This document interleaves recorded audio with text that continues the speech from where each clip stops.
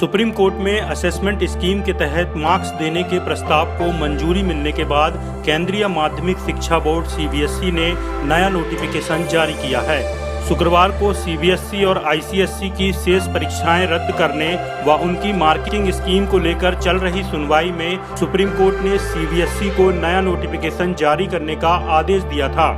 CBSE ने अदालत को बताया था कि वह पिछले 3 पेपरों के आधार पर असेसमेंट करेगी और रिजल्ट 15 जुलाई तक जारी कर दिया जाएगा। अदालत में आईसीएसई बोर्ड ने भी 15 जुलाई तक रिजल्ट जारी करने की बात कही है।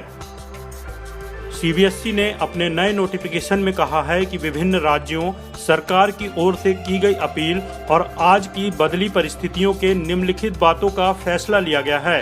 आगे देखें सीबीएसई द्वारा 26 जून 2020 को जारी किए गए नोटिफिकेशन की प्रमुख बातें। पहला, 1 जुलाई से 15 जुलाई के बीच होने वाली सीबीएसई की 10वीं और 12वीं की परीक्षाएं रद्द हुई हैं। दूसरा, जिन छात्रों की परीक्षाएं शेष रह गई थी उनका रिजल्ट पिछले 3 पेपरों के आधार पर असेसमेंट स्कीम के तहत जारी किया जाएगा। वहीं जिन छात्रों की परीक्षाएं पूरी हो चुकी थी उनका रिजल्ट परीक्षा पर मिले मार्क्स के आधार पर जारी किया जाएगा। तीसरा, असेसमेंट स्कीम के तहत जारी होने वाले रिजल्ट 15 जुलाई तक जारी कर दिया जाएगा, जिससे कि छात्रों की उच्च शिक्षा के लिए देश विदेश के संस्थानों में समय पर आवेदन कर सकें। चौथा, सीबीएसई बोर्ड 12वीं के छात्रों को 1 जुलाई से 15 जुलाई के बीच होने वाली परीक्षाओं के लिए परीक्षा में बैठने का विकल्प भी देगा। हालात सामान्य होने पर ये परीक्षाएं आयोजित कराई जाएंगी। केंद्र सरकार द्वारा फैसला किया गया है कि असेसमेंट स्कीम का रिजल्ट जारी होने के बाद भी छात्र अपने अंक सुधारने के लिए वैकल्पिक परीक्षा दे सकता है, लेकिन परीक्षा देने की स्थिति में परीक्षा में मिलने वाले अंक ही फाइनल माने जाएंगे। पांचवा, सीबीएसई 10वीं के छात्रों का रिजल्ट असेसमेंट स्कीम के तहत जारी किया जाएगा।